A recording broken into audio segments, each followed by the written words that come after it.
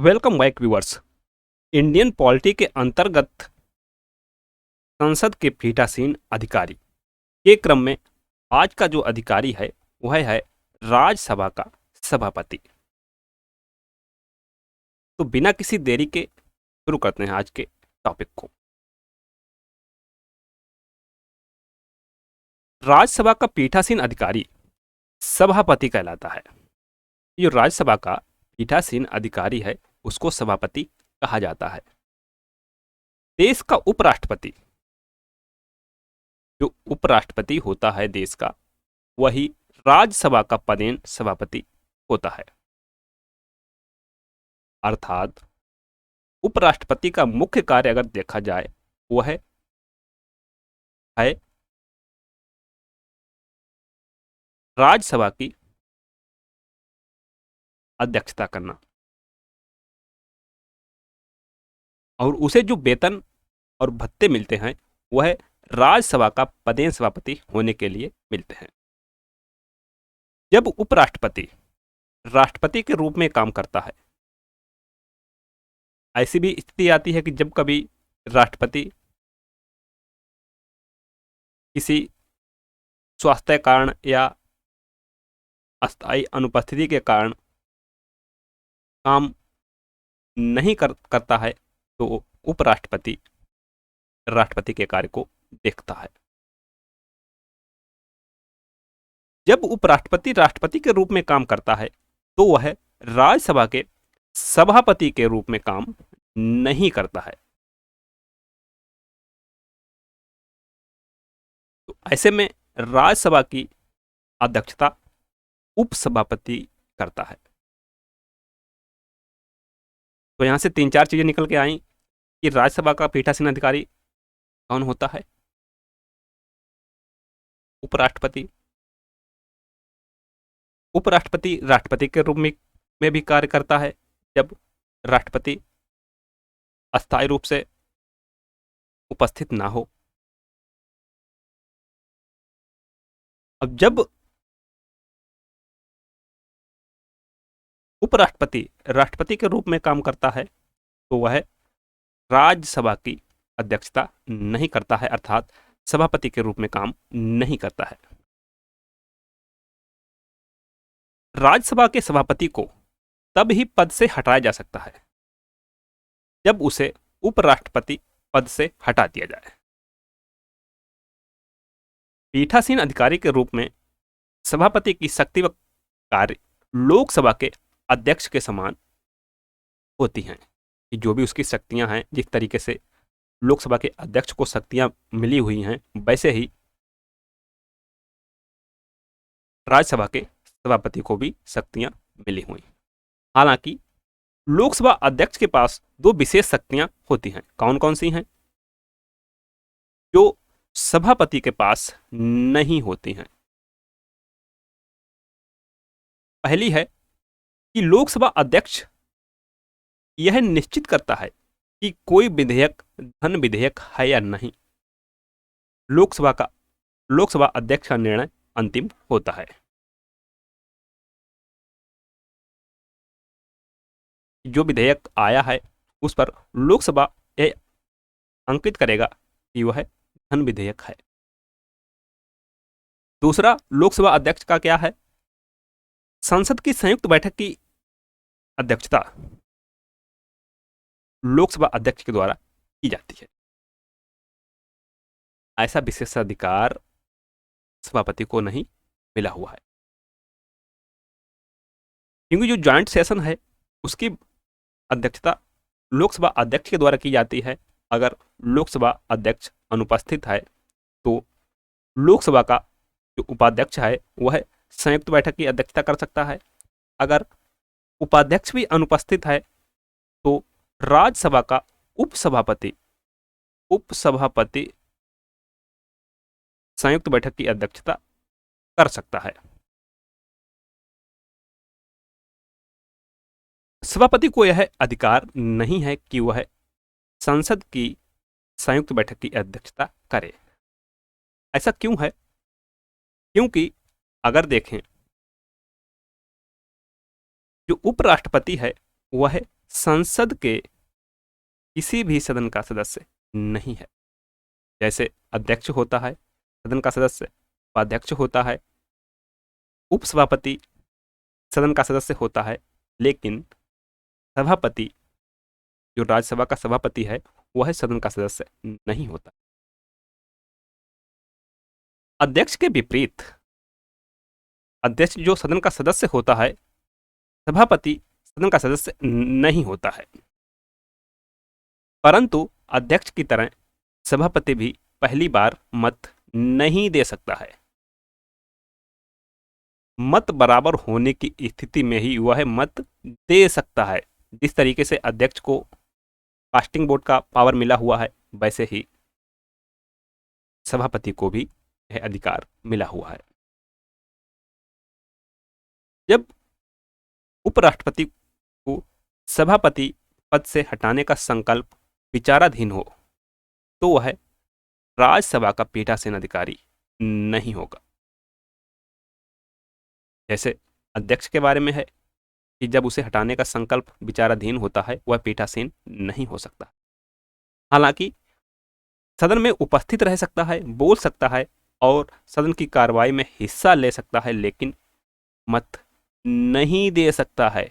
और अध्यक्ष के मामले में क्या है, वह मत दे सकता है लेकिन कास्टिंग वोट देने का पावर उससे खत्म हो जाता है जब उसे हटाने का संकल्प विचाराधीन होता है। अब सभापति के मामले में क्या है कि वह मत दे ही नहीं सकता है, कार्रवाई में हिस्सा तो ले सकता है लेकिन मत नहीं दे सकता है।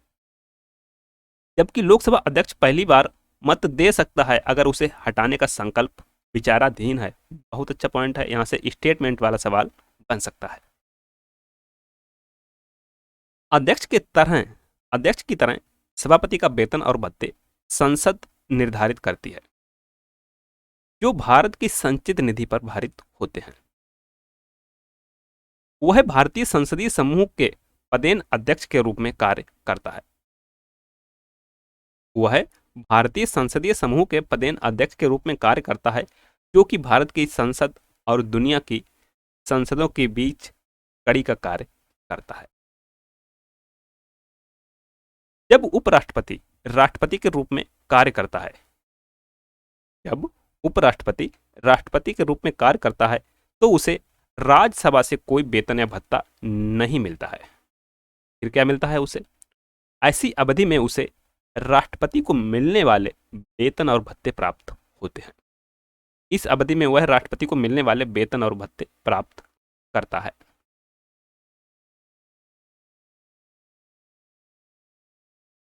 राज्यसभा का उपसभापति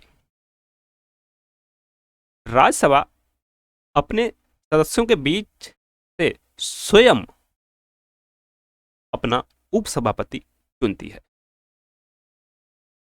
जब किसी कारण से उपसभापति का स्थान रिक्त हो जाता है तो राज्यसभा के सदस्य अपने बीच से नया उपसभापति चुन लेते हैं।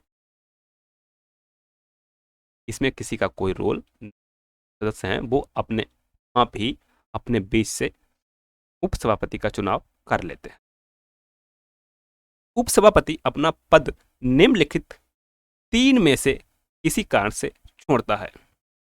पहला है यदि राज्यसभा से उसकी सदस्यता समाप्त हो जाए। दूसरा, यदि वह सभापति को अपना लिखित इस्तीफा सौंप दे। तीसरा, यदि राज्यसभा में बहुमत द्वारा उसको हटाने का संकल्प पास हो जाए। इस तरह का कोई भी प्रस्ताव 14 दिन के पूर्व नोटिस के बाद ही दिया जा सकता है। यदि उपसभापति को हटाने का संकल्प आता है तो इसकी सूचना 14 दिन पहले उपसभापति को दी जाएगी कि आपके खिलाफ एक संकल्प प्रस्ताव आ रहा है हटाने के लिए।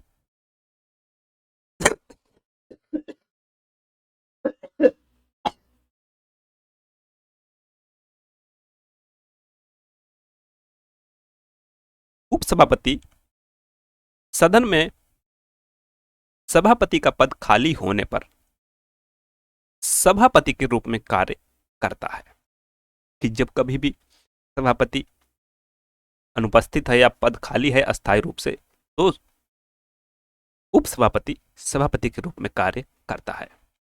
सभापति की अनुपस्थिति में भी वह बतौर सभापति कार्य करता है। दोनों ही मामलों में उसके पास सभापति की सारी शक्तियां होती हैं, कि जो भी शक्तियां होती हैं सभापति की वह उसके पास होती हैं।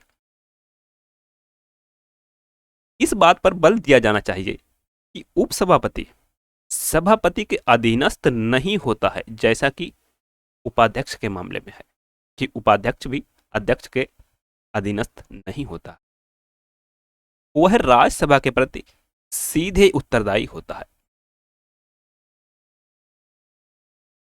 सभापति की तरह ही उपसभापति भी सदन की कार्रवाई के दौरान पहले मत नहीं दे सकता। दोनों ओर से बराबर वोट पड़ने की स्थिति में वह निर्णायक मत अर्थात कास्टिंग वोट दे सकता है।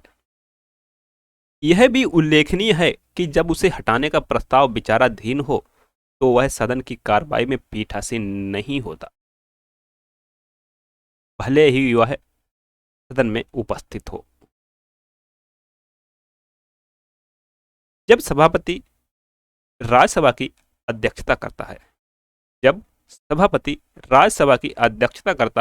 तो उपसभापति एक साधारण सदस्य की तरह होता है कि जो उसकी शक्तियां हैं वह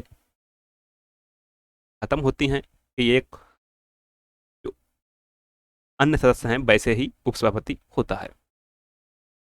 वह बोल सकता है, कार्रवाई में भाग ले सकता है तथा मतदान की स्थिति में मत भी दे सकता है, लेकिन जो कास्टिंग वोट का पावर है वह नहीं होता है जब सभापति अध्यक्षता करता है। सभापति की तरह ही उपसभापति भी नियमित वेतन एवं भत्तों का अधिकारी होता है। उसे संसद द्वारा तय किया गया वेतन भत्ता मिलता है, जिसका भुगतान भारत की संचित निधि पर भारित होता है।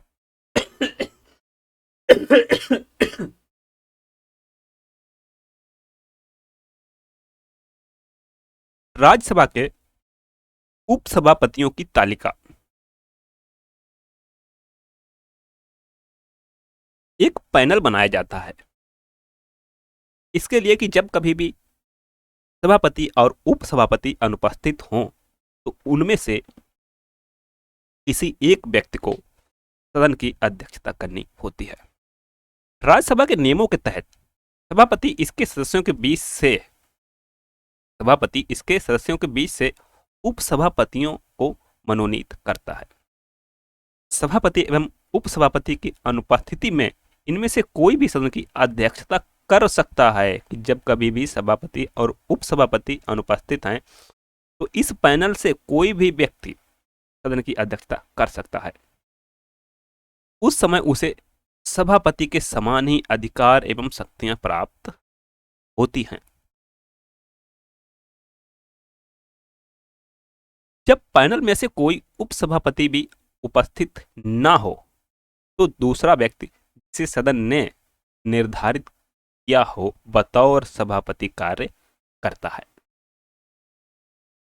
यह स्पष्ट करना आवश्यक है कि पैनल का सदस्य उस कार्रवाई का संचालन नहीं कर सकता जब सभापतियों उपसभापति का पद रिक्त होता है।